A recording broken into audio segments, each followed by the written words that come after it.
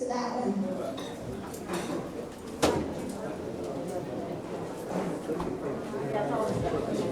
Can everybody hear me okay? Yes. Perfect. Wonderful. Thank you so much for coming.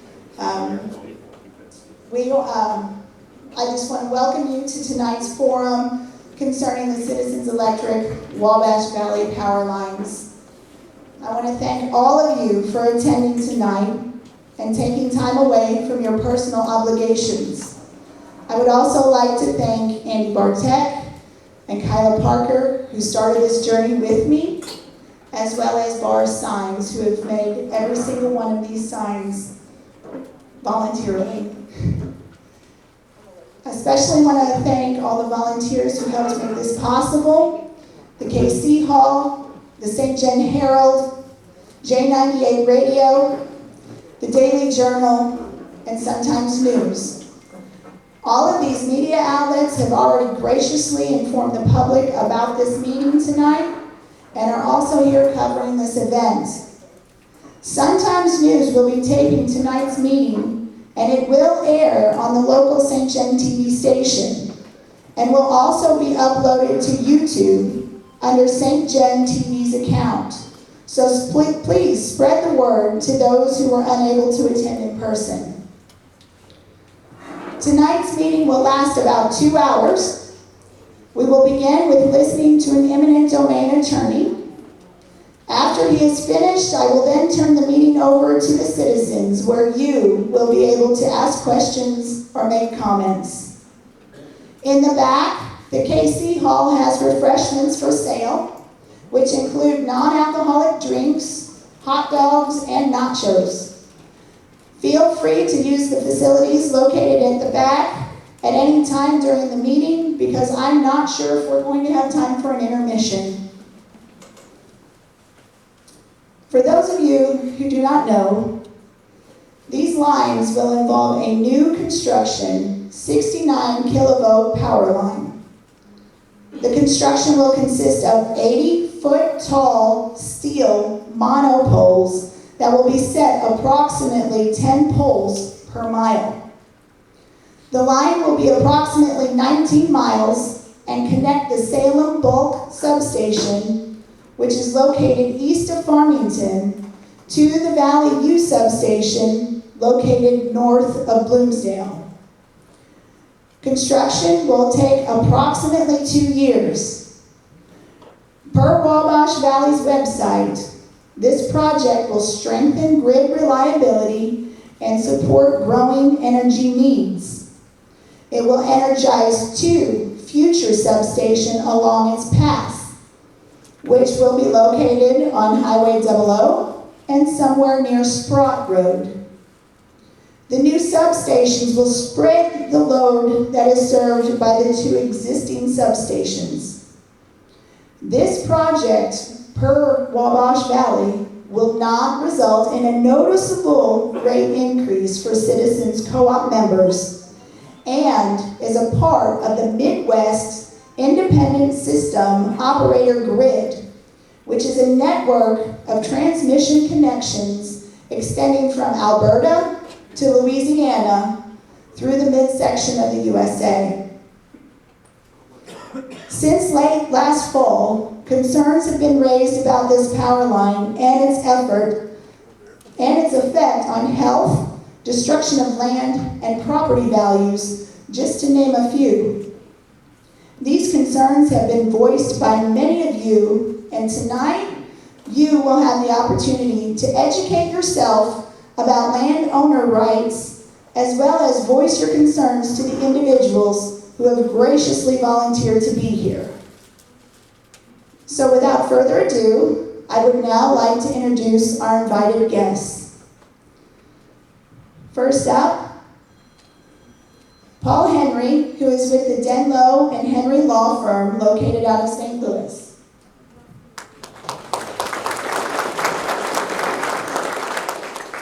St. John County Commissioners, Gary Nelson,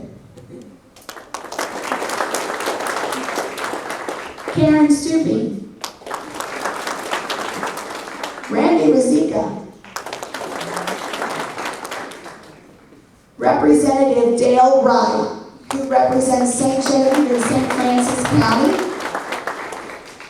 Representative Cindy Buckeye Courtway, who represents St. Genevieve and St. Francis counties.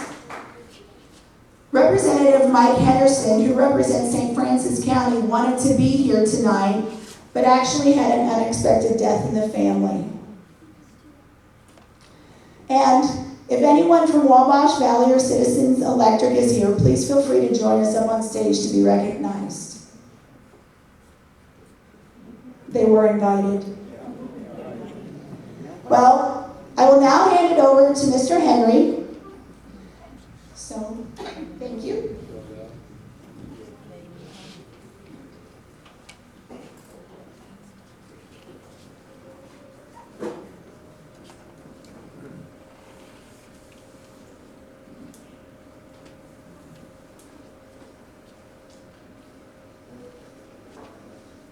Thank you, Heather. Okay, wow, what a way to spend a Friday night, right? You listen to a lawyer? You know, before I get into who I am and everything, I'll tell you, I've done a lot of these meetings like this early on in these kind of projects. And every once in a while there'll be a politician or two, but I've never seen an entire panel of a county commission and 2 state reps. And so kudos to them for taking the time out.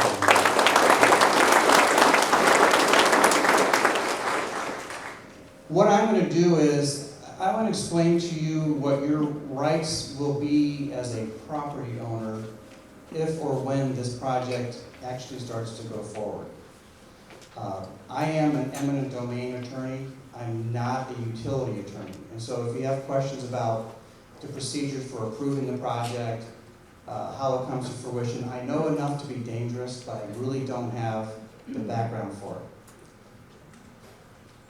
Second while I look at my water. So what we're going to do is, let me get my little thing going on here. And did I hear right, the bear tap's not open? Oh my gosh. This is a KC Hall. Okay, again, the purpose here is to educate you. You know, hopefully you never need my services and your attempts to block the project are successful, but in the event that you do, it's important that you know right now what your rights are and some basic advice. Because the last thing I like to hear from a property owner is when they call me and they've already, you know, taken some action which is adverse to them. A lot of times I'll get calls from someone and they will say, I don't like what they're doing on the property, what can you do for me? And they've already signed an easement away, so there's really nothing I can do at that point.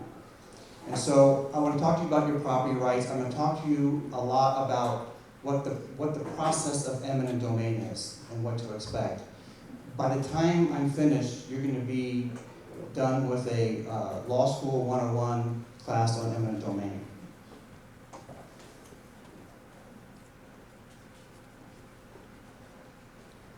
So why am I here? Who am I? I'm Paul Henry. I'm with a law firm called Denlow & Henry. Denlow is my partner, who is, I would say, he thinks he's 50% retired. He's really more like 95% retired. On a day like this, he's out golfing. That's all I'm saying. I want to be out fishing, but he takes the lead in entertaining himself. I've been doing this for 31 years. I actually started as an eminent domain lawyer while I was actually in law school. I did not choose this area for the law. It chose me. And I'm glad it did. My office is in St. Louis, but I do have clients all across the state. I cover all 4 corners of the state.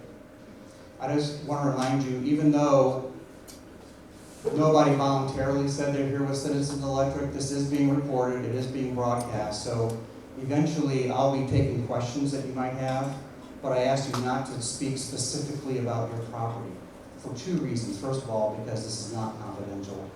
And the other reason is I really can't give any real answers about your property because I've never seen it and don't have any first-hand knowledge about it. So let's start from the very beginning. What is eminent domain? The misconception is this is a power that's contained in the Constitution. That's wrong. Eminent domain is actually an inherent power of the state, of the sovereign. The theory is the sovereign has ultimate domain over all land. And eminent domain is actually its exercise of that right, or that power, I should say, to take property. Eminent domain law comes from various sources. The first level is the Constitution. The Fifth Amendment of the federal Constitution and also the state Constitution has provisions. It doesn't give the power of eminent domain. These provisions actually restrict it. And the first restriction is property can only be taken if it's for a public use. The second restriction is only that property which is necessary for the public use can be taken. And finally, the most important thing for what you're all here for is that just compensation must be paid to the property owner. And we're going to discuss all these concepts, how they're applied, and the process used in the courts in order to effect it. The public purpose requirement is sometimes obvious on its face. You know, you're building a road or something like that that's truly for the public. It's exceptionally rare for any time for a court to deny a condemnation or an eminent domain case from going forward because it's, quote, not for a public purpose. And it's already been recognized that electric utilities and co-ops, that is a public purpose. The necessary requirement isn't that the project itself is necessary. The requirement of necessity is that the property that's being acquired is necessary to fulfill the process or to fulfill the purpose. Courts never ever get involved in this question. They will always defer to whoever it is taking property, be it a MoDOT or a city or a county or, in this case, a utility. The process for using eminent domain is established by statute and court rules. This is typically called condemnation. Here, my property is being condemned, eminent domain. Condemnation is the process in which eminent domain is carried out. When it comes down to the compensation part, most of the rules about how you are compensated is established through courts, not through any kind of statutes. Although there are some statutes that impact how much you can be paid, and we'll go over some of those. Generally speaking, at the root of it, what courts say is just compensation is the same as fair market value. So if your entire property is being taken, the question will be, on the date that it's taken, what is your property worth? In these situations here, when you're doing a utility, they're not taking your whole property. And we'll talk about the formula used by the courts in order to determine how you can pay on that. But then some of the rules of valuation, the appraisal process, what things you can talk about in court, what you can't talk about. There are hundreds of cases which deal with how compensation and how fair market value is arrived at, which is why this is kind of a very unique area of the law. Not many attorneys actually get really heavily involved in it. The state, which has the ultimate power of eminent domain, can then delegate it out, most commonly to other government agencies like counties, cities, school districts, fire districts, and in this case, a utility.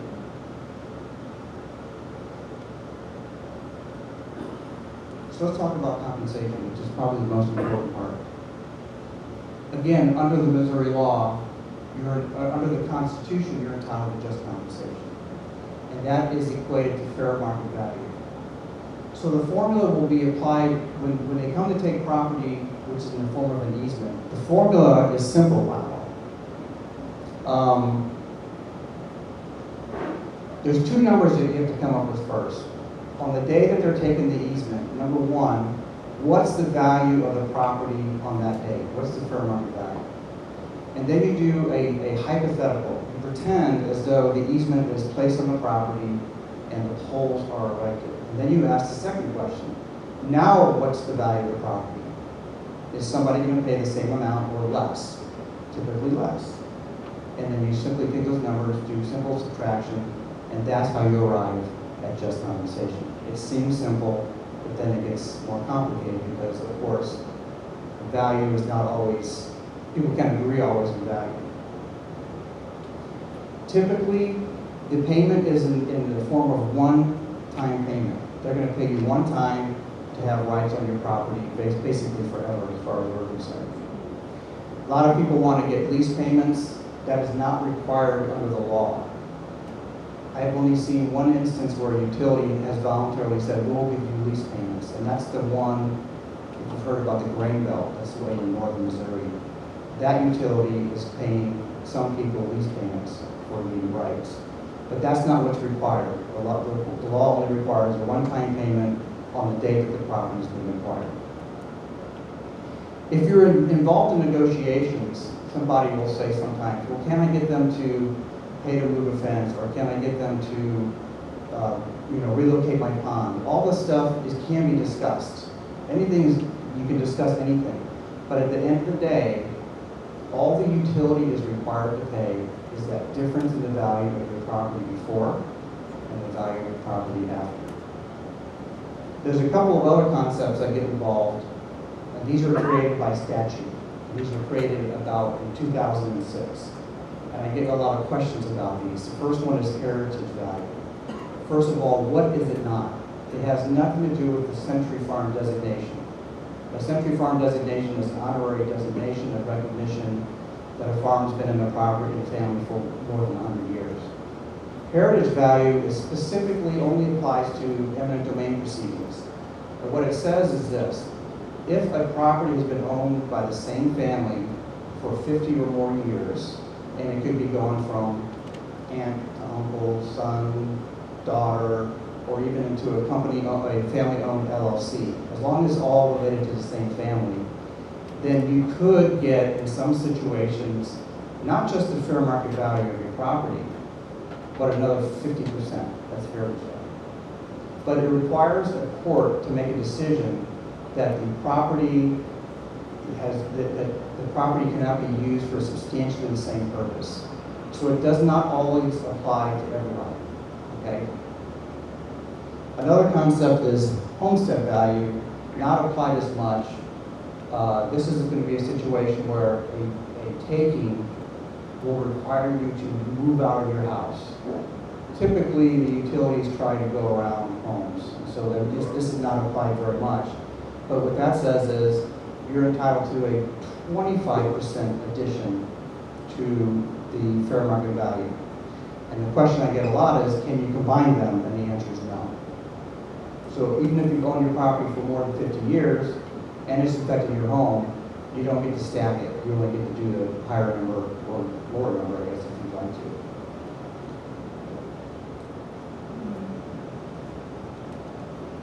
Now, I have not seen the proposed easements that they want to take, and I don't think it's out in the public yet.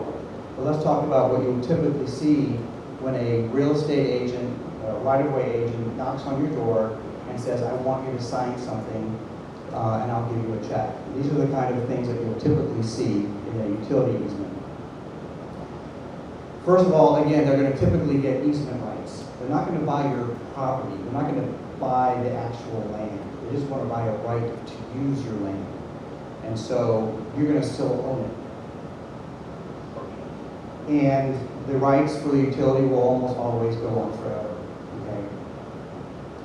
And there's always, or often, almost always, the utility is going to get another right to the rest of your property, which says if for some reason they need to get to the utility poles and they need to cross any part of your property, they can. So it's kind of like a secondary right that they're also getting.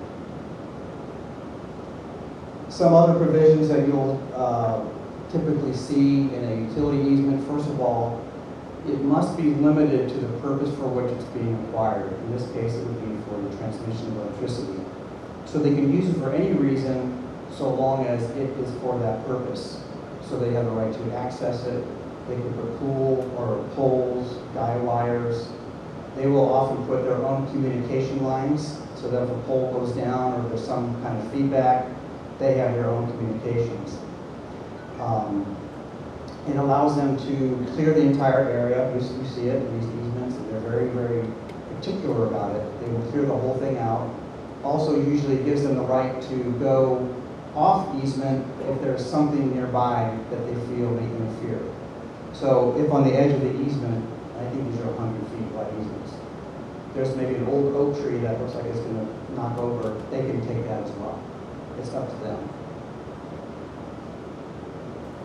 For you, as a property owner, you get to keep owning your property, which means you have the right to continue to pay taxes. But you typically cannot do things like grade it without their permission. You can't build a structure on it, and I don't mean fences and whatnot. Typically, you still fence it and gate it. And you can't build it, you can't go back and plant another tree, because they'll just cut that back down. So some of the impacts of these types of easements, again, they have this access easement across your whole property. They also have access easement along the actual easement, which they will frequently use as they, police the area from time to time. You won't be able to use that area, of course, during construction when they're running the trucks up and down, putting the poles up. A lot of times we see, damages from the construction activities. Sometimes people have irrigation that may be damaged, fences, other things that might be damaged. When you have a transmission line, another concern people have is that, the more people who are using your land, the more maintenance you have to apply to your land. You also have, again, the things that we discussed, building restrictions. You cannot build anything on the easement. Off the easement, if you have 100 acres with this line going through it, it becomes very less desirable for residential use. Because it has a negative impact on view, even if you're not using it for residential. I had one farmer who, I said, well, do you live on your property? And he said, no. And he asked me, he said, do you have a window at your office? I said, yeah, I have 19 stories up. He goes, well, that's your view. This is my view when I'm at work. And there's also the fear that people have that high voltage electricity has health effects. Now, I'm not here to determine whether or not, nor is the law here to determine whether or not actually high voltage electricity has an impact on your health. The question is this: do people have a perception or a fear that there's a health effect? And does that then impact the value of your property? And studies show that it does. And so there might be, if you go to sell your property, there might be 10 people who want to buy it, but once you tell them about the transmission line, it might go down to maybe 3 or 2. So you have fewer people willing to buy it, and those 3 or 2 people probably want to pay less for the property because they don't want to deal with the hassle and issues of having a transmission line. If you use your property for livestock, it has other specific issues. Health impacts on your livestock. Now, this is actually proven that exposure to high voltage electricity can impact cattle, especially if there is a lot of what we call stray voltage, which means the voltage bleeds off into the land. Now, it's not going to electrocute anyone, but it kind of gives cattle, I guess the best way to describe it is heebie-jeebies. It just makes them feel uncomfortable. And so it interferes with breeding, it interferes with feeding, it interferes with dairy production, and also, they're going to spread herbicides from time to time as they see fit in order to keep the eastment clear. And you don't necessarily want your cattle exposed to that. If someone is a farmer or a rancher who practices biosecurity, and I've seen this a few times, they have to sign something which says that they have total control of anybody who goes onto the property. And whenever there's an easement, they can no longer say that. And so sometimes they find themselves having to actually fence off the easement area so they can still comply with biosecurity requirements. And the same goes for organic certification. So you have to sign that the cattle or whatever you're raising, sheep or hogs, have not been exposed to herbicides and whatnot, and here you have somebody who can actually do that. Electrical fences, again, unlike the impacts on human health, it's proven that electrical fences can be impacted by being near high voltage lines. You're not supposed to run them along them. And so that can sometimes, if you practice, if you're using paddocks, using electric fences, that can interfere with that. And also, when they go along from property to property. If it's fenced, they put in gates where you don't necessarily want a gate. And everybody knows every extra gate along the fence line is more opportunity for your cattle or your livestock to get loose. If you're farming your property, if you're road property, if you use GPS technology, which everybody's going towards, it's the transmission line companies, they deny it, but it's proven that it will interfere with GPS. You have soil compaction from the construction activities. If you rely on aerial application for your herbicides, the people flying the planes do not like going near transmission lines. And so sometimes you lose that ability. And again, there's an undesirable use of herbicides, so that if while you are planting, they come along and they feel the need to apply herbicides, you could end up harming what you have planted. There's also the inconvenience of going around. I mean, farmers, they figure out, farmers are very, they know how to get over some hardships, and they'll go around the poles, but it's something they have to go around.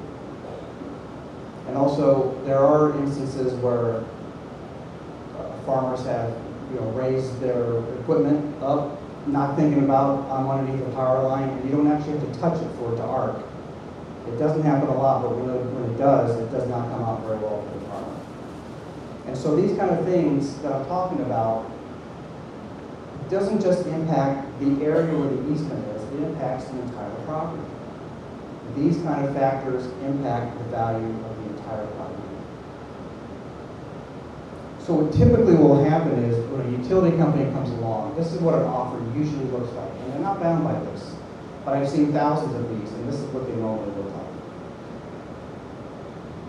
They will take the easement area. Let's suppose they're going to take an acre of your land. Now, it's not a big square acre. It's going to be a long easement. And they say maybe the property's worth $5,000 an acre. So they say, okay, we've impacted directly 1 acre of land. It's worth $5,000 an acre. So what we'll do is we'll pay you $2,500, or 50% of the value of the land. And they just do that saying, hey, it's our rule of thumb. That's what we normally pay. The problems I have with it is, first of all, it is a rule of thumb. It doesn't really actually measure the damages to your property. It's just a number that they're arbitrarily applying to it. Also, a lot of times that value per acre is just too low. And it doesn't account for all the other things I was just talking about. Because if you have an easement and your house is 100 feet away from it, they don't want to pay you for any damages to your house if you would go back to sell it. And this formula doesn't account for those kind of considerations. And so we get into the eminent domain process. Again, this is typically called condemnation. And these procedures take place both in and out of the courthouse. Before they can take you to court, there's two things they have to give to you. First is what we call a 60-day notice. We call it 60 days is because when they give you the notice, they have to wait at least 60 days before they take you to court. And this just gives you a list of rights. The rights include the right to an appraiser, a right to an attorney, other things. It doesn't really give you anything. It just tells you kind of what you already know. And they must also give you a written offer, which actually includes either an appraisal report or some kind of explanation as to how they came up with the number. Now, these two things are only required if they want to take you to court. What I frequently see is this. Here's phase one of the acquisition process. They establish the line, they hire the right-of-way agents, and the right-of-way agents go door to door, start knocking on doors and say, hey, how you doing? I'm the real estate agent hired by the company, and I'm here to give you a check. If you sign these documents, I'll give you a check. No explanation. And a lot of people, they either just need the money, or they're uninformed, don't realize they can say no, or they say, well, it's inevitable, so why fight it? I'll just go ahead and take the money. But that's the first stage. A lot of people will say, nah, I'm not really going to take it. You know, maybe if you give me a little bit more money, I might take it. And they keep going through that process until they come up with the last few people who just keep saying no. The stubborn ones. The one who either want them to go away or want to be paid more. And that's when they start giving these other forms of notices. The right-of-way agents turn it over to the utility companies. If I can't get anywhere with Mr. Smith, you better start giving them all these notices. And so that's kind of how they get around a lot of this. It's only those that they anticipate they have to go to court that they usually start doing this. Now that does not mean citizens is going to do it this way. They may start off right at the very beginning giving you your notice, telling you your rights, and they do it the right way. There's a statute which sounds promising, but it really doesn't do anything for you. But I want to address it. After they give you that 60-day notice, you have 30 days where you can propose a different route on your own property. And they have to consider it, gosh darn it. That's it. And so they consider it, they respond to you in writing saying yes or no, typically no, and then you move on. There's no requirement that they actually do any kind of an engineering analysis or anything else. Okay, so you've negotiated with them, you don't like the price they're offering, you don't like where they're putting the power line, and then we're going to go to court. This is where the condemnation process really gets involved. And I'm going to go through this in a little bit of detail. I'm going to show you a chart. I meant to put it up there in front, but I will set up copies over there for you to take when you go home so you have it with you. Court proceedings are filed in the county where the property is located. And it's not a class action, but typically what they will do is they will name everyone who they could not agree with in the same case. So it would be Citizens Electric versus property owner 1, property owner 2, property owner 3, on and on. And the 3 stages, generally speaking, it gets in more detail. The first thing is the judge will look at the case and say, okay, they sent out these notices, they made an offer, they negotiated, and they couldn't agree. Okay, I approve the condemnation. That happens 99% of the time. It's very rare for a judge to stop it. Then what the judge will do is they will appoint 3 people who live in your county to assess your damages. Utility can't agree, property owners can't agree, so we're going to appoint 3 people called commissioners. It's not those commissioners, okay? These are just simply people that live in a community that the judge trusts to make a determination as to what your damages are going to be. And then finally, and we're going to go through how that process works. If that doesn't satisfy everybody, there could sometimes be a jury trial. Very uncommon for there to be a jury trial in a transmission case. And the reason is jury trials are just flat out expensive. And they're time consuming. And most transmission line cases simply don't have the economics to justify an appraiser, exhibits, depositions, all the other costs that are associated with going to a jury trial. So that process involving the commissioners is critical. That's usually where your venture as a property owner stops, and that's where you're going to get paid. So let's go through this a little bit. Again, this will be made available to you, so you don't have to memorize it. First thing is, at any time along the process, you can always come to some kind of settlement. Okay, so at any stage here, and it happens a lot, before a commissioner, before a court, you settle the case. And some of these things you've heard about. So the first thing they have to do is they give you the notice of acquisition. This is a 60-day notice.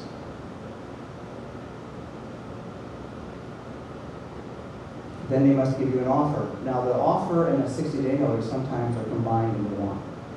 So they'll say, hey, here's your rights, and here's how much we want to pay you, and that offer must be left open for at least 30 days. So you have 30 days to accept. And a lot of people call me in a panic. Oh my God, I've only got 30 days. And I say, well, the fact that you're calling me tells me you probably don't want to accept it, right? Well, no, I don't want to accept it, so don't worry about the 30 days. After the expiration of the 60 days, after that first letter, they can then go to court. And again, it starts with the filing of a petition in the county circuit court. They don't have to combine everybody into the same lawsuit, but if they have, say, 20 people, it would become just too much of a nightmare for them to deal with 20 different court hearings and 20 different sets of commissioners. So they usually combine everybody into one. That the first thing that will happen is there's going to be a hearing. That's when the judge looks over the case, takes a little bit of testimony from the utility, and determines whether or not the case will go forward. In those rare cases where the judge says, no, something wasn't complied with, you didn't send out a notice, you didn't make a proper offer, or something like that, the case will be dismissed. But again, very, very, very uncommon for that to happen. More commonly, what happens is the judge appoints commissioners. Again, these would be 3 people from the community. And the judge gives them an order, says you must meet with the property owners and the utility and tell us what their damages are. And that is what we call a commissioner's hearing. So what they have to do is, they have to wait at least 10 days from that hearing, and they have to notify all the property owners that says, we're going to be at your property on this date. And you have a right to be there. You have a right to be represented by counsel if you have them. And you get to give the commissioners any testimony or any kind of written information that you want to give to them. To say, look, I was offered $1,000. I think it should be $10,000 from this and why. And the commissioners take that.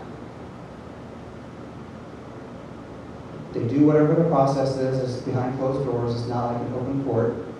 And they make you an award. Okay, one person says 1,000, the utility says 1,000, the property owner wants 10,000, we'll just make up a number 5,000. That is the number that the utility must pay to you in order to acquire the easement. The way they pay you is they give it to the court clerk as evidence. So, look, here's the $5,000 we owe to that property owner, and they own your easement at that point. From there, I will say, if it's too much, they can abandon it, which means they wash their hands and say, no, we're not going to do it. Very uncommon in this kind of a case because they got to get from point A to point B, so they're going to pay whatever the commissioner's award is. And either side, either side can ask for a jury trial, which we just kind of discussed. It's rather expensive, it's burdensome, it takes a long time. It's rare for a case to reach that point.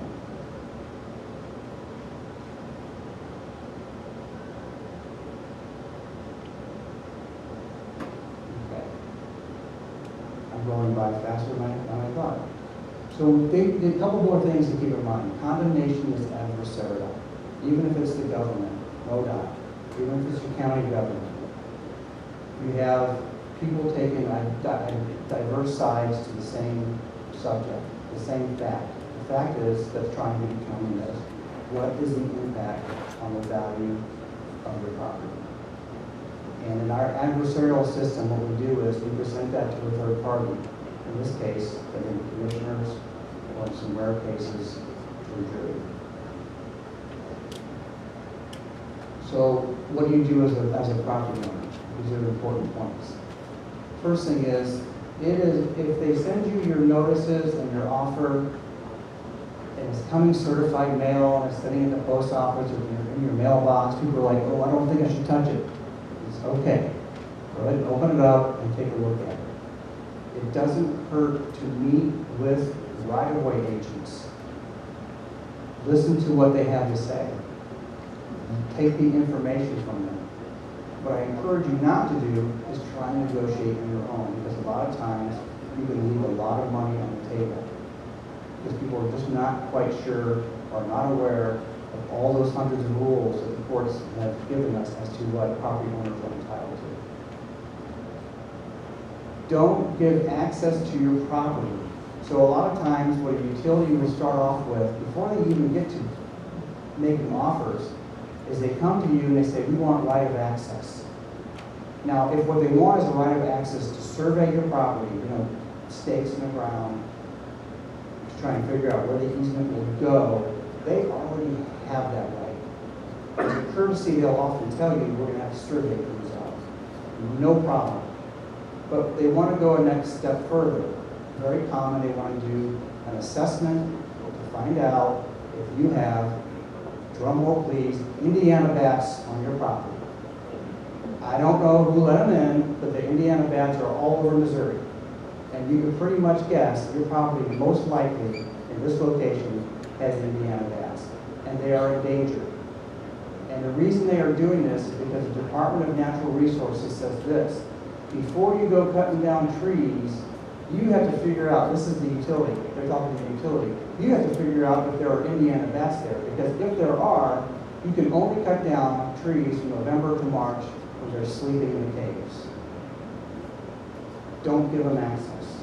And sometimes they want to do borings. They want to drill a little hole. It doesn't really damage your property, but they want to drill a little hole to make sure that where they want to put the pole is going to be able to handle it. And the reason I'm saying don't give them access is this.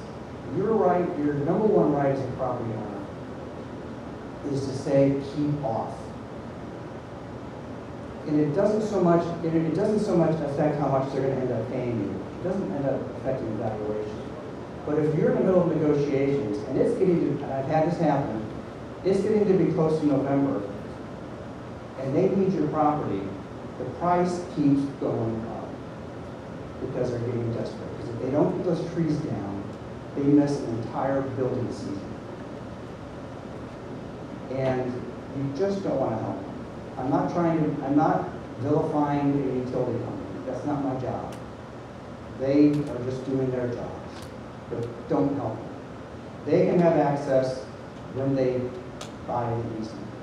Okay? Don't hire an appraiser. A lot of people want to get their own appraiser.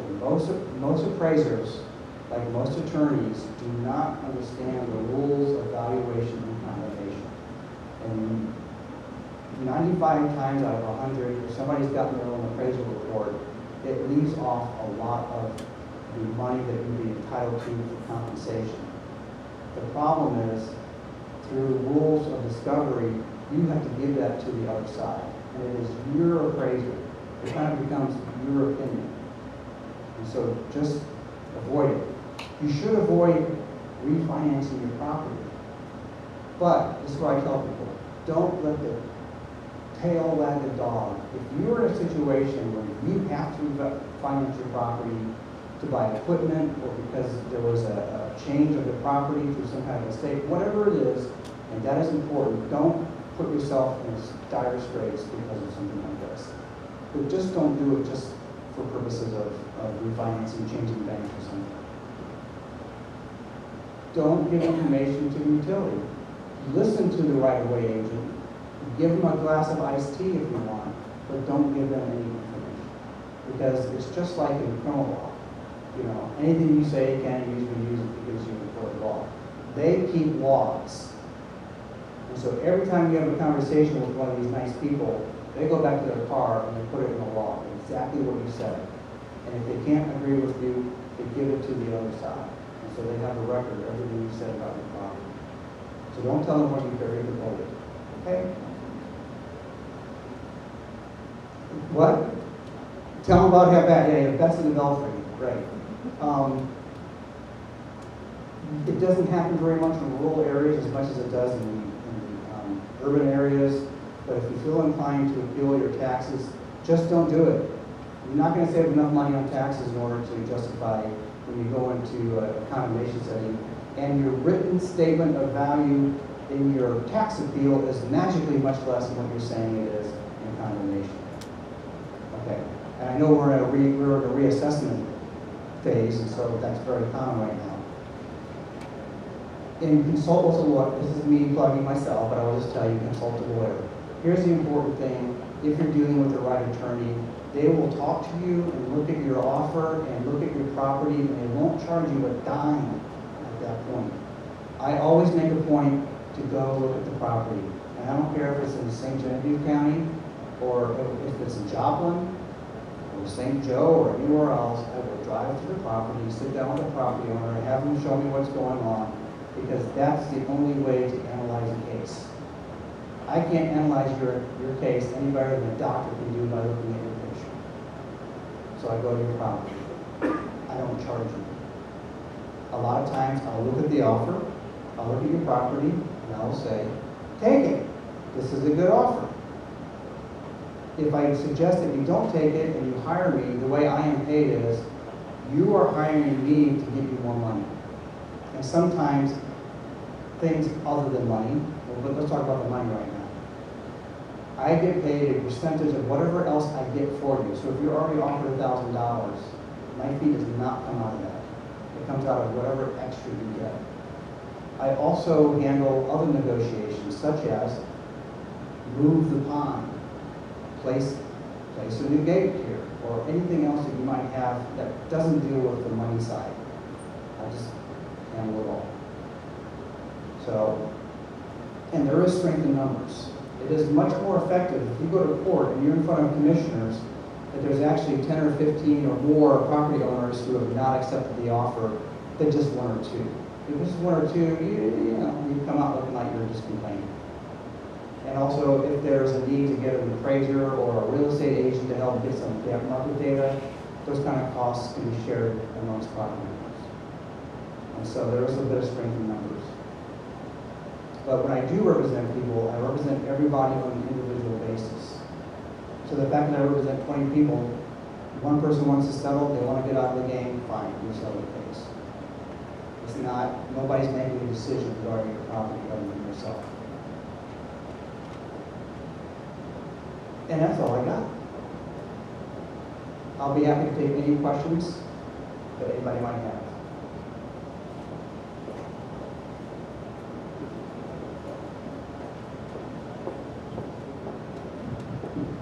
If you would like to ask questions, you're welcome to come up to the mic.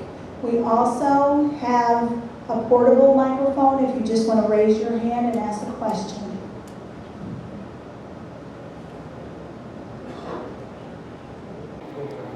I just want to know if you have some cards in case we need you later. Oh, do I have any cards? I guess I'm a bad car salesman. I don't have enough cards, but this is what I'll tell you. Today only, the sheet that I'm giving you has my number on it, and also my email, and so does this white sheet. Okay. Okay. And no charge.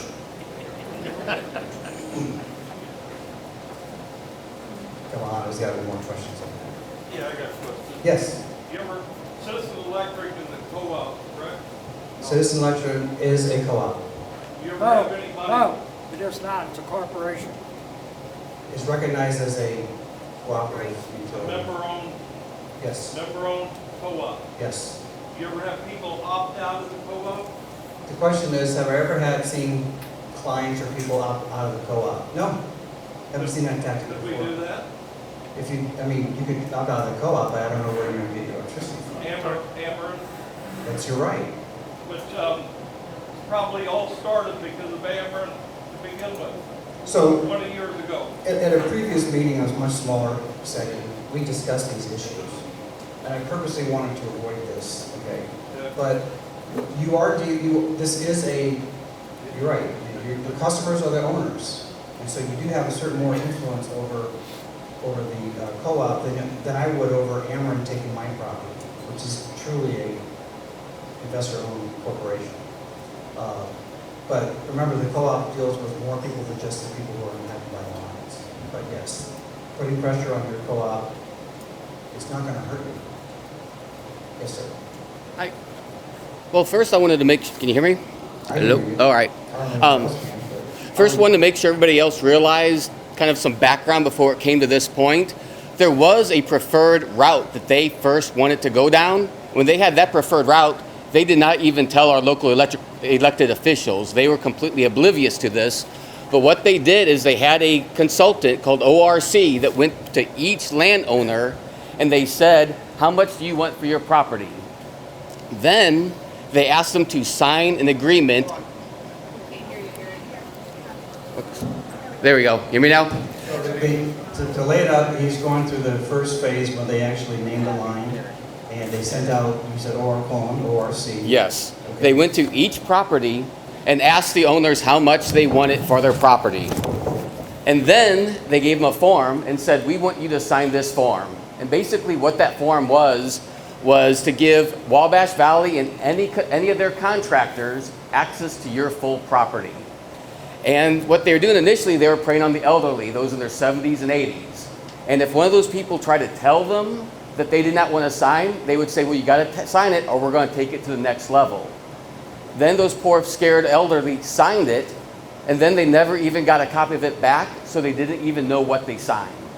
It was not until some of us in northern St. John County banded together and we all refused to talk to ORC until the CEO at the time, Van Robinson, agreed to talk to us, and then he agreed to return those forms to those elderly. But it wasn't until that point that we asked them to fully disclose what they were planning to the general public, that nobody else knew about it unless you were part of that line itself. So one, everybody needs to know what we're working with, the caliber of a company, what they're willing to do.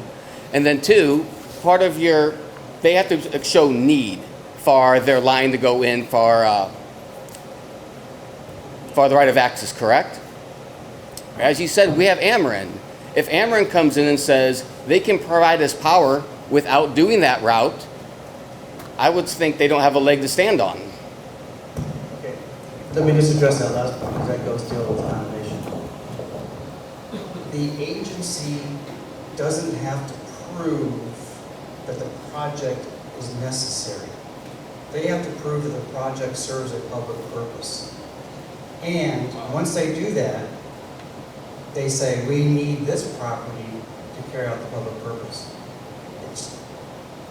I didn't make it up. I'm the messenger here. Judges don't second guess those decisions. We're lawyers, not engineers. So this is not whether the project is necessary. It's not whether the project can be improved upon. It's not whether there are alternatives to the project. The question is, does it, on its face, serve a public purpose? And utilities, there's been court decisions that yes, electrical service serves a public purpose. And the question then becomes, is the project as designed, does it need this particular property and this particular easement? And judges don't second guess it. As far as the tactics, now I do know they changed, and you can stay up there if you have a follow-up question, they changed right-of-way companies. And it could be because of some negative feedback from what ORC was doing.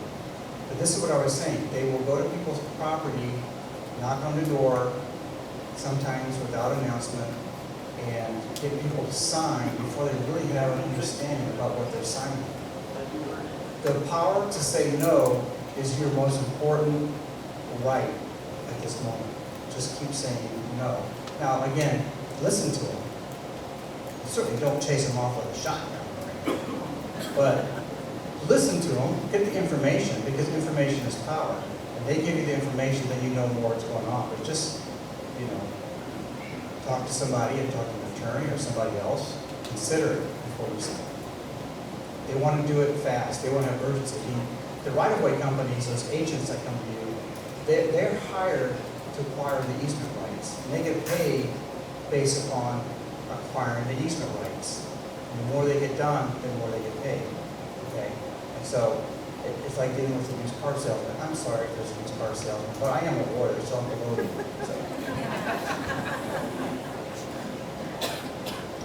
Any other questions? I see a microphone over here.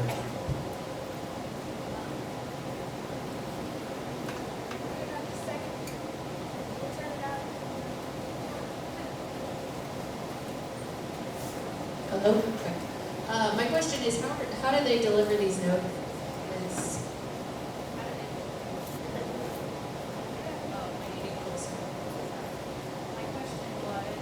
Is it how they give these notices to you? Yeah, how do they give these notices? Because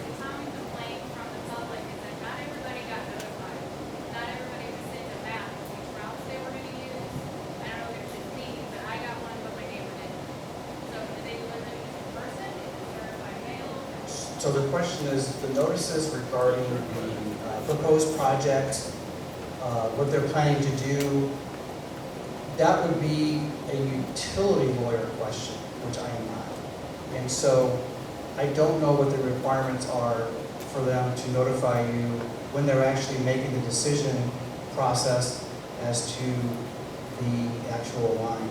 If it's a regular utility company like Ameren or KCP&L, which changed names,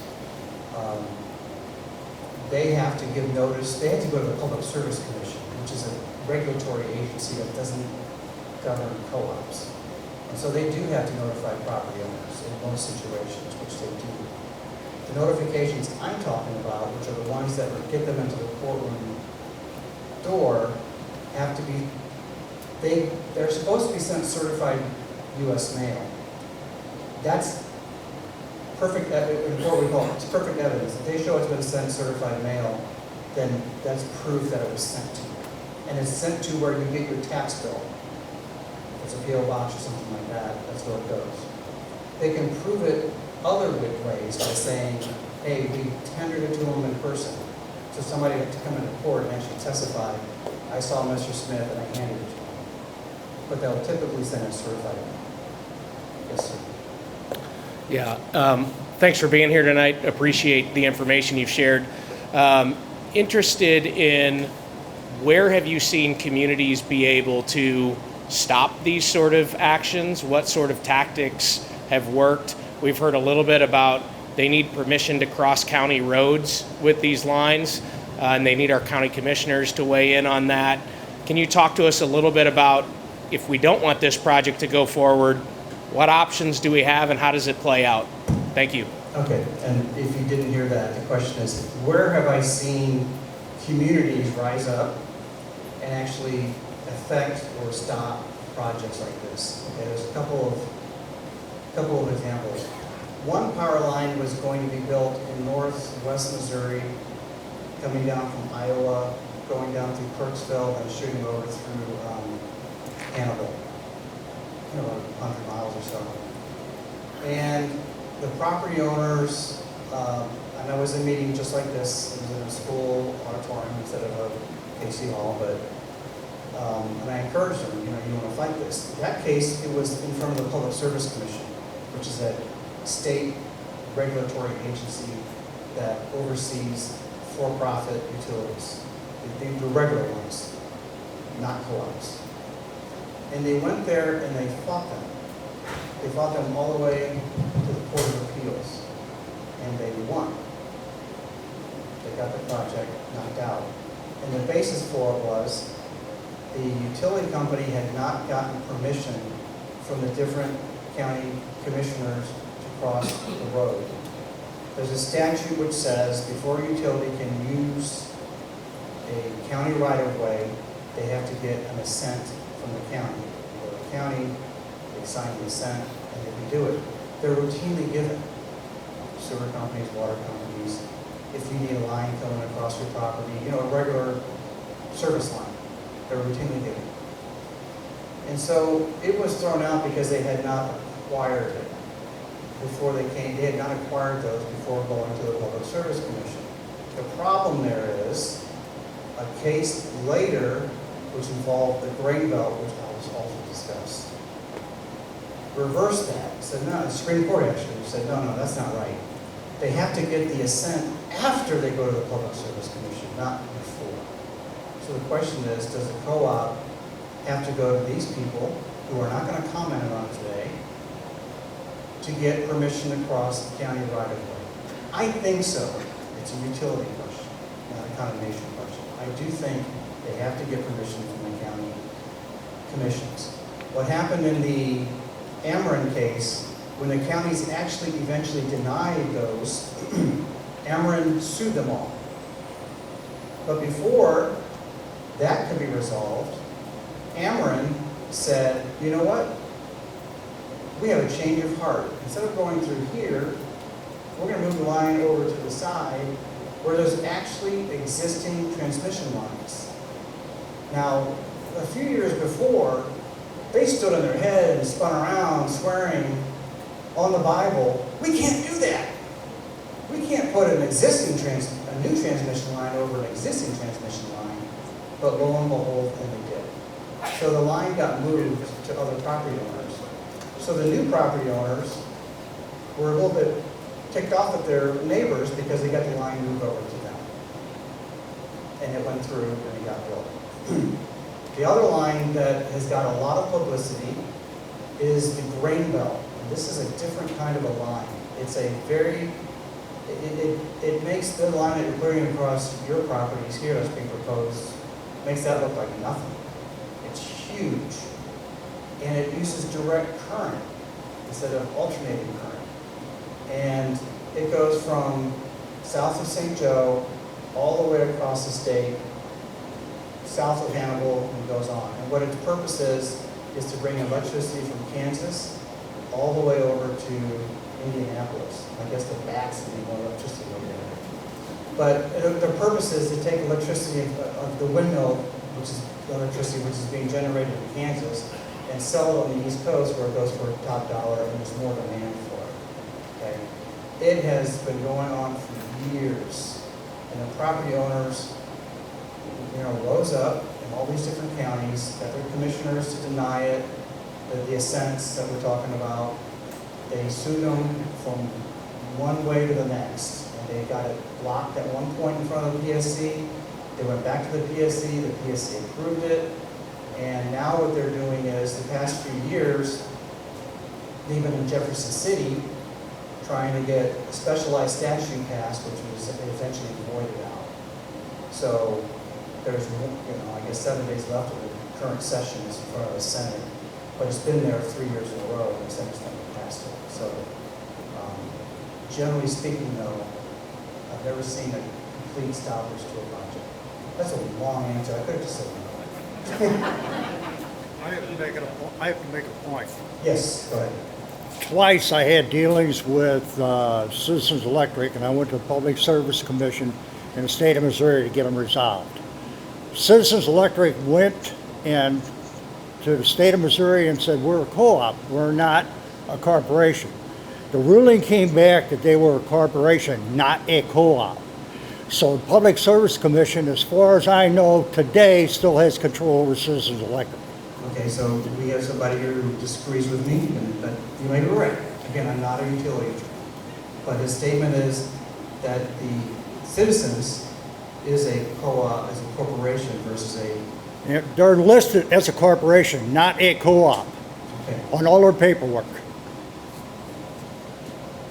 And another thing, it was in my slide presentation, but I didn't mention, I want to clarify something. Citizens Electric, generally speaking, can only buy transmission lines for electricity, but there's some newer statutes which also allow co-ops to create data companies. And so they'll also often be getting easements on the same poles to put broadband in.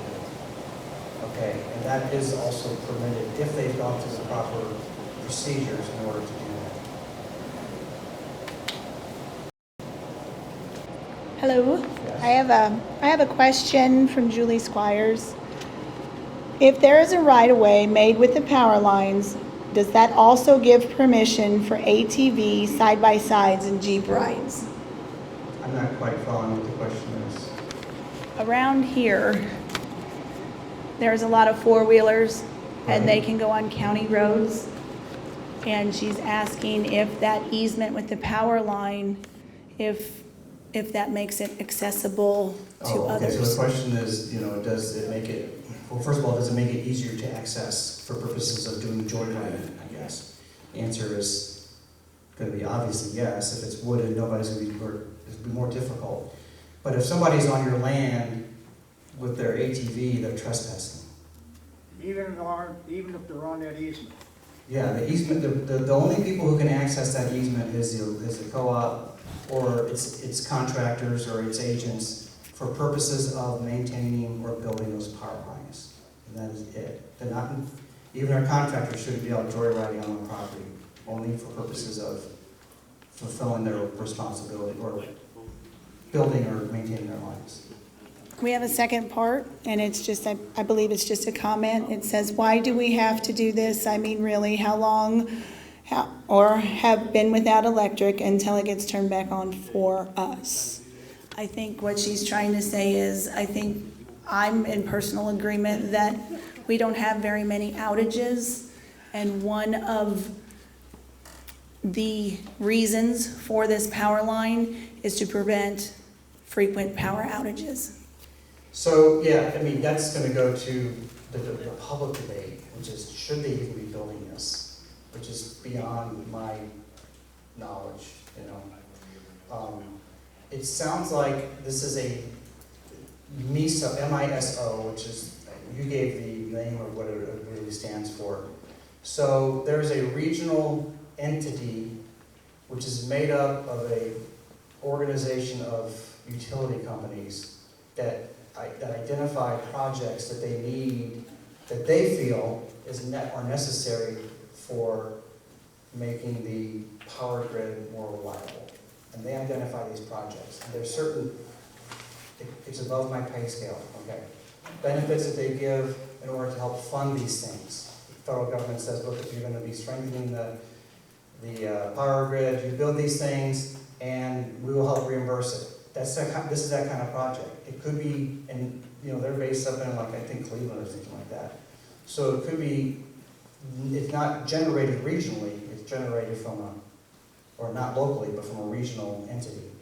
These entities, on the other side of the state, from basically Jefferson City to Kansas City, and you just draw a line down the middle of the state, that is another entity called the Southwest Power Pool. And these things, just to bore you with history, they came into being because I think it was during World War II. I know, going back a little bit.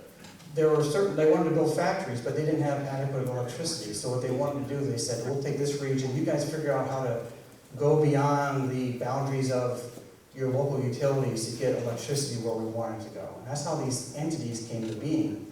They're pseudo-governmental, but they really are private entities. But they have a lot of interaction with FERC, which is the Federal Energy Regulatory Commission. I have a question. Yes. Okay, if they do get the easement and they go across the property, are they liable for contaminating wells, possibly? If they're spraying herbicides and it gets into your well and, you know, or periodic testing or those sorts of things? Okay, that's a good question. The question is, suppose, you know, you have a well or maybe even a pond, and they do the herbicides or whatever it is, and they end up, and I'm assuming you're talking about after the fact. If they go through, yes, and they're spraying for years or even... Yeah, let's suppose that they've built it, you're 5 years down, and they spill herbicides, and your cows drink out of it and they die. Just make it very simple and clear. And you test it, and you find the herbicide inside it. It's very clear, no doubt about it, they caused it. Even the well you drink out of. Or the well that you drink out of. The answer is, they are responsible for those kind of damages. But you have to, unless they're willing to pay you, you have to sue them. So you have a lawsuit on your hands. Should you get your well tested prior to that happening? I mean, prior to them starting? The question is, should you have your well tested beforehand? Well, it doesn't hurt to have your wells tested periodically. Well, I mean, yeah. So.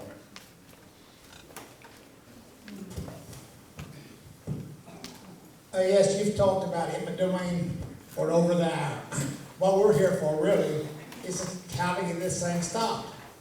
And easements is something I know a little bit about. We've got easements by mother-in-law farm down south of town and south of Farmington, and you pay taxes on that, but you don't own that. You don't have to say so what you do. Like this here, they're gonna tell you to do this, do that, but when you sign that paper, it's over. And we wanna know how to stop this thing instead of going, then if an eminent domain takes place, then we'll take care of that. And I want to know another thing else. Is there any commonness in this Citizens Electric? That's how that county is in me. Right, and I was very conscious of the fact that I'm leading off this meeting when the reality is you really want to stop it. And I get it, but that's why these folks are here, to hear your concerns, that you don't want this to go through. And again, I've been to dozens and dozens of meetings like this, and I've never seen a turnout of your elected officials like they have here today. And again, they should be You know, they can't come up here and give their opinions. It's just certain restrictions on them. But they can listen to you and take your concerns with them. And as far as eminent domain goes, or in as far as they have easement, today they want to put, what, a 69 watt line? It's my understanding that if they want to increase that, they have the right to do that, because they already have the infrastructure, the easement, the poles, they have everything, and they can do that. Is that, I mean, is that, I guess what I'm asking is not so much your electric knowledge, but in terms of their rights. No, this is actually my area. Okay. Okay, so as far as their rights. The issue is, can they come back after they do this and maybe convert it to 100,000 volt plus? The answer is yes. They are not restricted to what they're building so long as it's for electricity. Now, also, their easement will be an area, I think it's 100 feet wide and going through your property. And they'll say, we're probably gonna put a pole here, but you can't hold them to it. That's not, the easement just says they have a right to put poles, lines, equipment, guy wires, etc. It goes on and on. There'll be a long list of what they can do through this area. But we can put it here or here. Now they don't want to put it, they want to put as few poles as possible because they're very expensive structures. But they can come through later. Now, the example I was using earlier up in northeast Missouri, where Ameren, after swearing that they could not do it, went through to other property owners and said, look, we're going to put power lines where the co-op has power lines. Now, Ameren is not the co-op. So Ameren had to actually go to those property owners and pay them additional monies in order to use that same easement. And it went from a small, like an H-pole wood structure to being, you know, these metal monopoles, twice the size of what they're putting on this one. And so the answer is yes, the co-op itself can come on and make changes in the future. It is a 100-foot wide easement that does restrict them, because if they get much bigger than that, it's got to go to 150 feet. The co-ops, in terms of how they construct it, that is regulated by the PSC, the manner of construction. But where they put it and if they put it typically is not. Yes, ma'am. Okay, you mentioned that they try to avoid existing homes. However, I know of a family that just bought a piece of property to put 2 homes on. And one of the proposed routes goes right through this. So what do you suggest in this case? Should they put their life on hold and not build until they're sure? I mean, what kind of rights do they have in this kind of a case? I can't give them advice. Nor could I, even if it was you, I couldn't give you advice because I really don't know. But this is what I'll tell you in general. The property, your property is still your property. They don't have anything on your property, no rights. In fact, we don't even know where it's going. So of all of you in here, 3 or 4 of you, out of 4 of you may not even care after, a month when they announce the final line. You'll be concerned for your neighbors, but you'll be also sweating it out saying, oh, I'm glad it wasn't me. You can do whatever you want, but it doesn't look bad if you start constructing a home on an area that you really know is going to be an easement. It looks like you're almost trying to cause damages. And so the answer is you can do what you want. The sad truth is it really does kind of put you guys on hold. You are all kind of in a limbo right now. But not all of you are worried about where you're going to put a new house because you didn't have any intention to. But you're still in a limbo.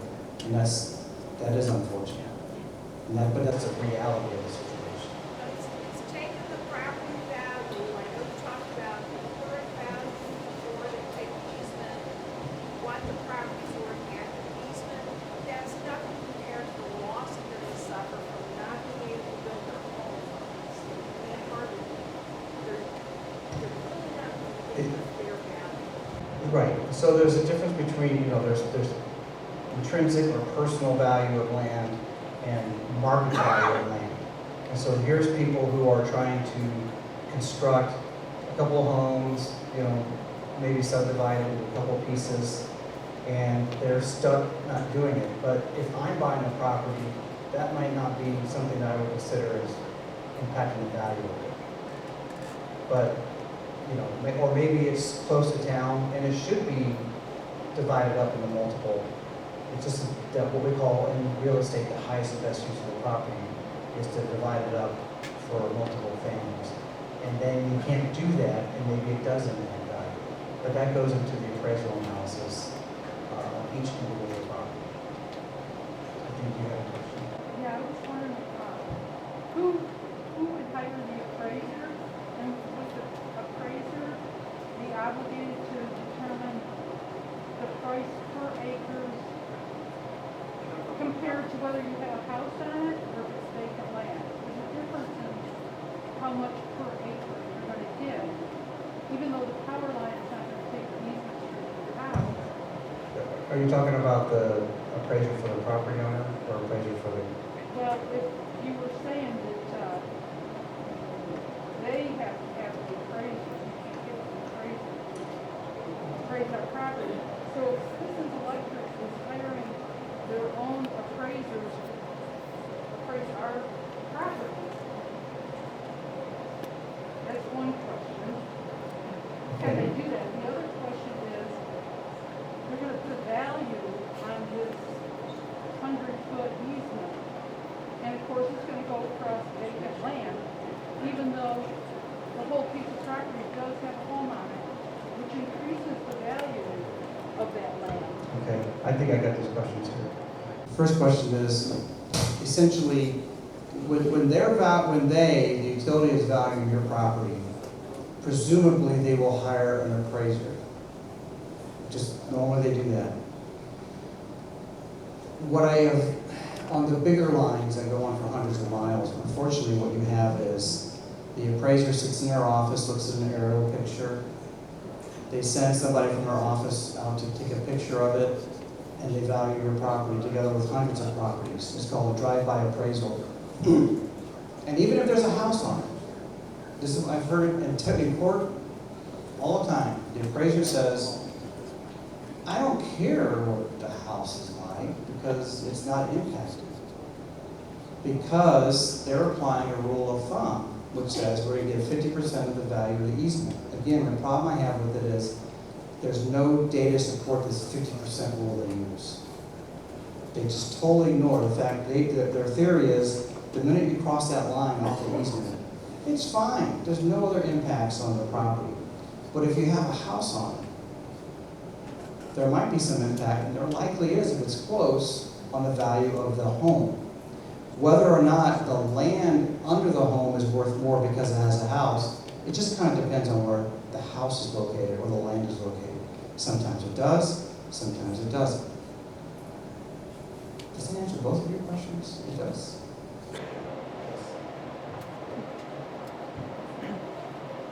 I have a question from Lori Brawley.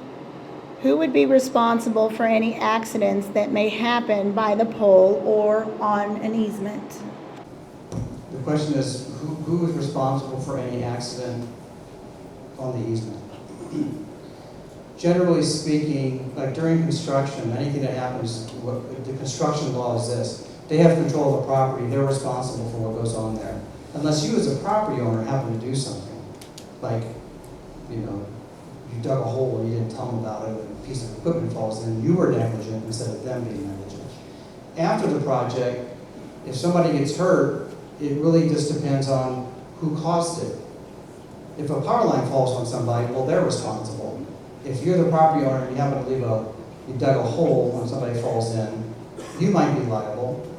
Or, you know, even if they're trespassing. I don't do tort law, but, you know, you hear about, like, somebody broke into somebody's house and the owner shot him and the guy sued the owner. So that all is, I don't know who asked the question, but after the taking, generally speaking, you're responsible for the maintenance of your own property. Unless there's something about those poles or the wires that end up causing this hypothetical accident. Yes, sir. Clearly, this isn't going away anytime soon, overnight or anything like that, and these companies got enough money to do whatever the hell they want, really.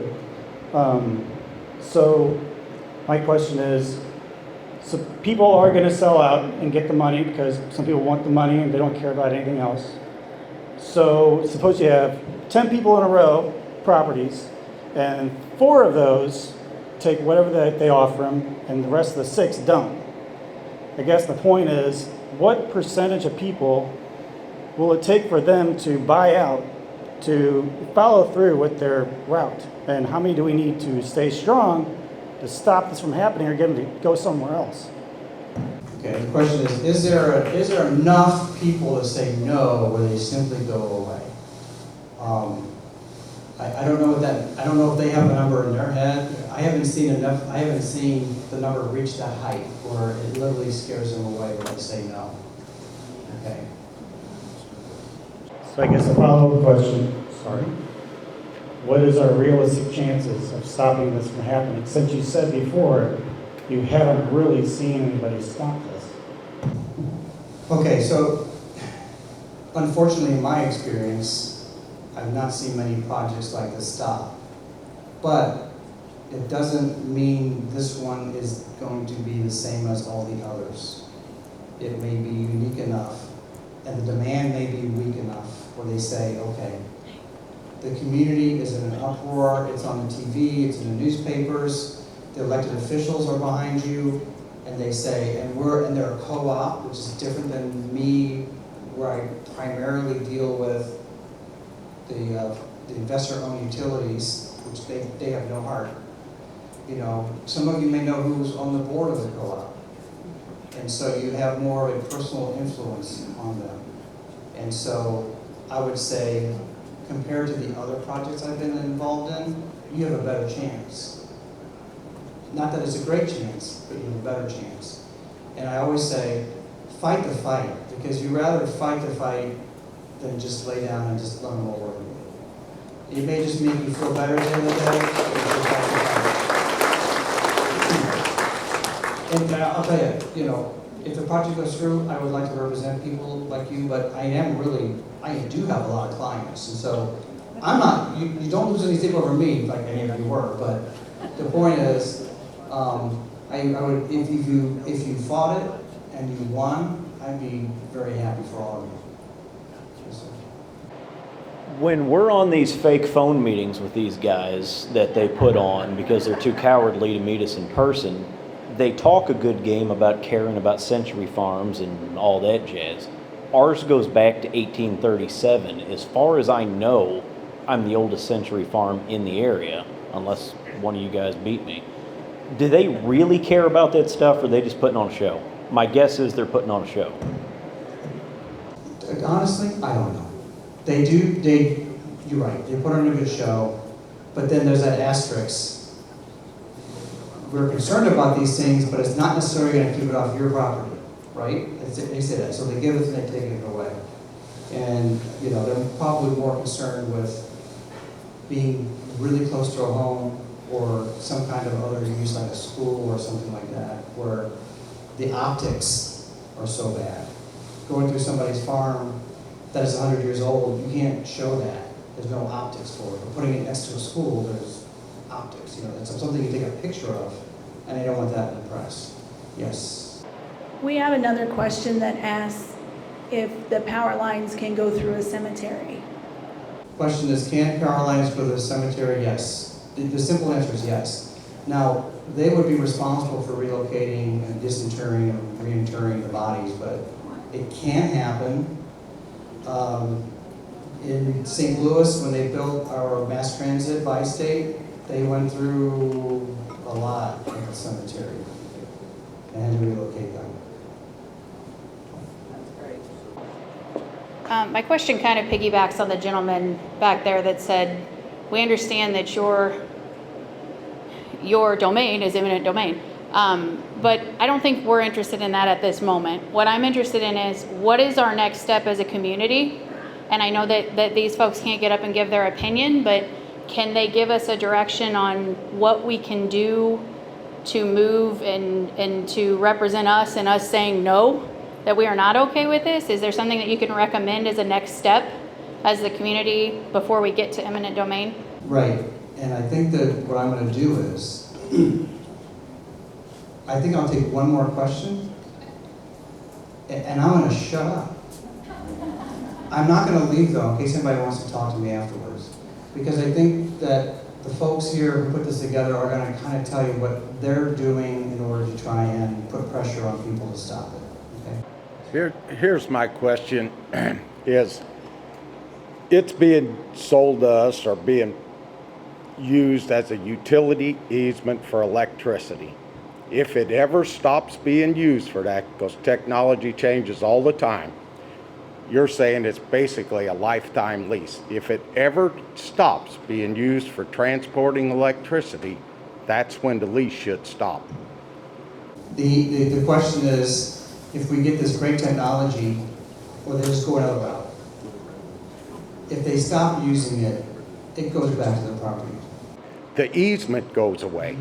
I've got several leases on different properties, and that's the way it's wrote up. If it ever stops being used for a cell tower, that lease is no more. Under Missouri law, if property is acquired for a public purpose and they stop using it, it goes back to the property owner. Okay, secondly, you mentioned that they may put something else on that line. That's not right. If they're going to go ahead and try to put something else on that line, there needs to be another easement paid for it. They tried out on the east with they said, hey, guess what? We don't need all these cell towers. We can do that on the power lines. But they didn't pay no easement for that. They shouldn't be putting any kind of cell towers. So what happened was a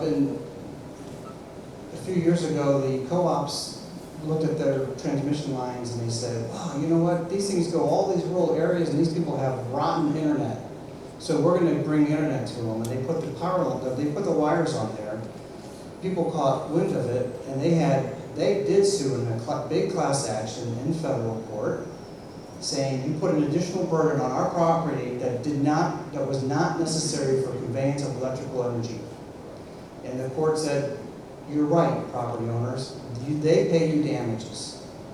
And they had a jury trial, and that was set aside, another jury trial. Bottom line is, those people, or those utilities, co-ops, had to pay millions of dollars to these property owners. Now, it's divided up amongst hundreds of people, but they should not be putting anything on an easement that is not necessary for the conveyance of electricity. Exactly. So that needs to be wrote in that contract if it comes to it.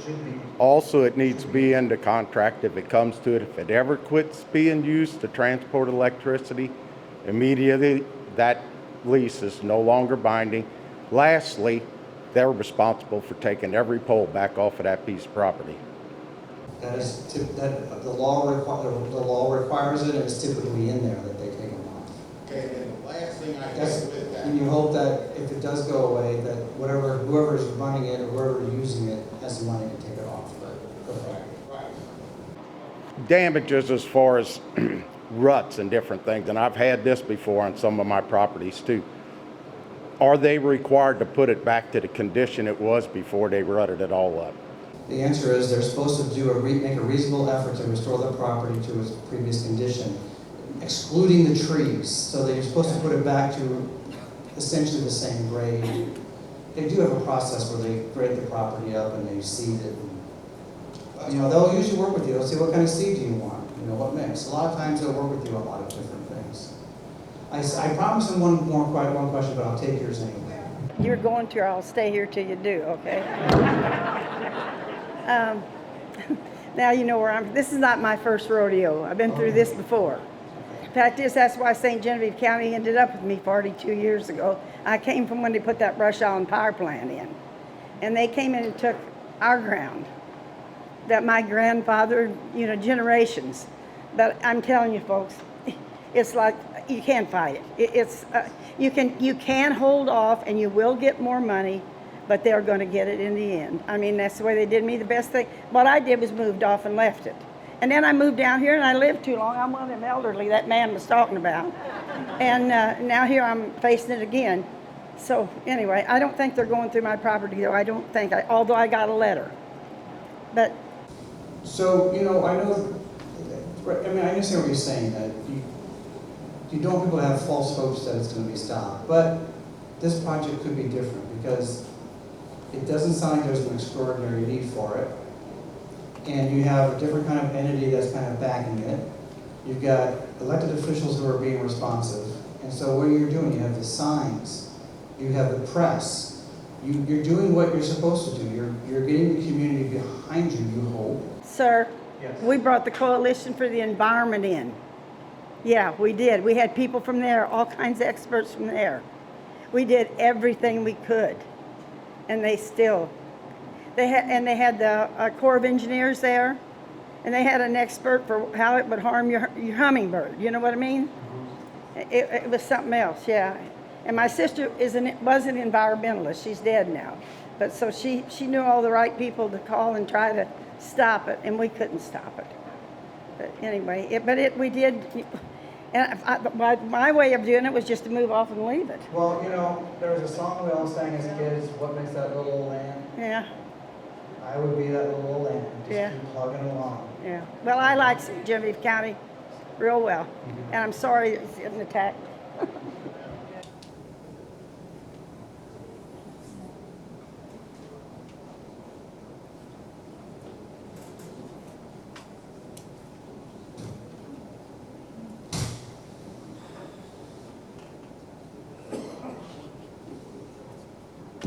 Do we have any more questions in the baskets that need to be asked? You've got a comment. If everybody that's along these proposed site, this line, signs a petition that says, no, we don't want that, and we go to the Public Service Commission, there's a possibility we can stop this. Yes, so just so you know what our next step is, Andy Bartek, Kyla Parker, and I, we originally were very angry about these power lines. There was a meeting that was set up with our county commissioners. They were gracious enough to listen to us. St. John Herald was gracious enough to write an article about our concerns. We spoke with Mr. Henry, and it is about getting it out there, getting public support. Since that meeting, we have petitions. We have several petitions back there already. If you haven't signed it and want to sign it, please do so. We need your support. Even though you may not really be affected by the lines, there are still consequences to our tax dollars. If you live a quarter mile away from a substation, you can still feel the effects of these lines. Our property values will probably not be the same. So that's where we're at right now. You have a white piece of paper sitting here. What we need from you is to let your voices be known. We need to make noise.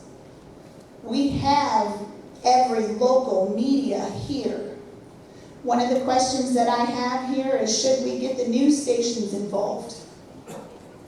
We have them.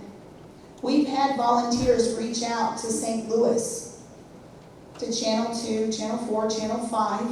We haven't gotten a response back. But you know what? We're making noise now. We are being heard now. I did a radio interview on Sun Times News. The very next week, in this week's paper, Wabash has a great big ad. All of my concerns were mentioned in that ad. They are hearing us. We have to keep up the fight. We cannot let this die down. So what I'm going to ask of you, take that piece of paper, call your representatives, let the commissioners know, which they are here. They are here. Thank you for being here. But they are here because they care. They really do care. And we just need to keep our voices heard. The squeaky wheel always gets the oil. As far as anything else, I guess we're going to find out once they actually come down with a final line. But get involved with an attorney. One other point, no matter who owns the Citizens Electric, this line is going to cost them money because those rates are going to definitely go up afterwards in pay for this. So everybody that's a member of this corporation that gets electric from Citizens Electric is going to be affected by this line. He said, no matter what, our rates are going to go up, whoever's involved with the co-op. And that is why Andy, Kyla, and I were very aggravated because we were not having transparency with Wabash. One person would say this, it's written differently in the newspaper. In this week's paper, in their ad, they say there is no increase in rates. However, if you go to their website, they specifically say no noticeable increase. Read between the lines if you wish. They also say no health risks. But if anybody does a quick Google search, there are hundreds of studies that come up that prove, yes, it does cause effects. The best thing that we can do as a community is be educated and say no. And listen to an attorney. God love you, Mr. Henry. I am not an attorney fan, but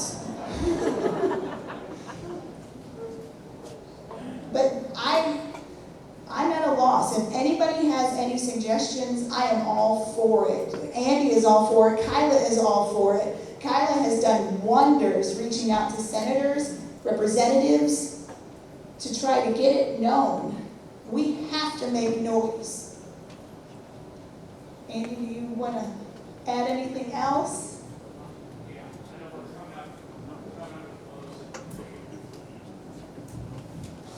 Thanks, Heather. Good to see a lot of friendly faces out here today. I'm just going to reinforce what Heather said and what I heard earlier from this group tonight, which is, I don't know how this is going to play out, but we're not going to stop fighting. And I think that's the most important thing, is that we keep pushing, we keep fighting, we keep reaching out to the members on the board of Citizens Electric, and we make noise. But what I wanted to do before we broke tonight was not to pepper you all with more of that information, but to take a moment just for some recognition. This conversation started with 3 people, and then we had a meeting in the St. Lawrence Church basement with about 15, and now look at this room here. And that's because of the hard work of Heather Karen and Kyle Parks. Kyle Parker. So I just want to recognize that communities don't come together on their own. These 2 ladies have done a tremendous job organizing us, getting resources in front of us, getting our representatives to hear from us, and just thank you on behalf of the whole community.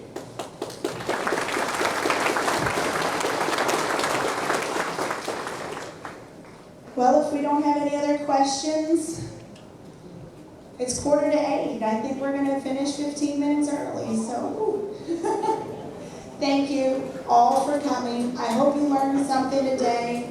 I hope you feel more empowered than what you were 2 hours ago. And thank you so much for the commissioners and for the state representatives. The reps drove all the way to from Jefferson City and haven't even been home yet. So thank you for that, and thank you, Mr. Henry, for everything that you just taught us.